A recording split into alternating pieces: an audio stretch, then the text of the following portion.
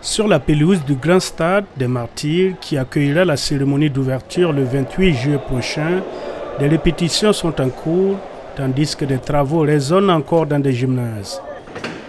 Plusieurs raisons ont occasionné ce retard dans la livraison des ouvrages, selon le ministre de la Communication et porte-parole du gouvernement, Patrick Mouyaya. Je dois rappeler ici que certains sites ont connu du retard. Vous étiez au stade de Martyrs.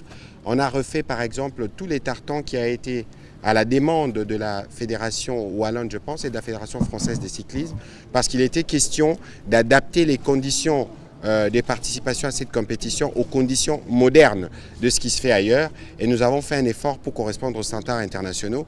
Attribués à la RDC en 2019, les Jeux de la francophonie, qui combinent épreuves sportives et culturelles, auraient dû avoir lieu en 2021, 4 ans après ceux d'Abidjan. Mais ils ont été reportés une première fois à cause de la pandémie de Covid-19, puis une deuxième parce qu'en 2022, rien n'était prêt. Cette fois-ci, les autorités se veulent rassurantes.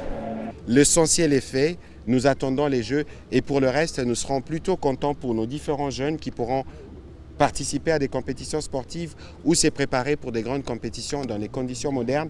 Et la RDC pourra être heureuse de recevoir des compétitions internationales pour toutes les disciplines qui sont concernées par les Jeux de la francophonie. Les tout premiers athlètes arrivés du Burkina Faso, du Togo, du Bénin ou du Niger saluent les efforts du comité d'organisation. On a été bien accueillis, on est bien installés. Au niveau de la restauration aussi, on ne se plaint pas, tout se passe à merveille.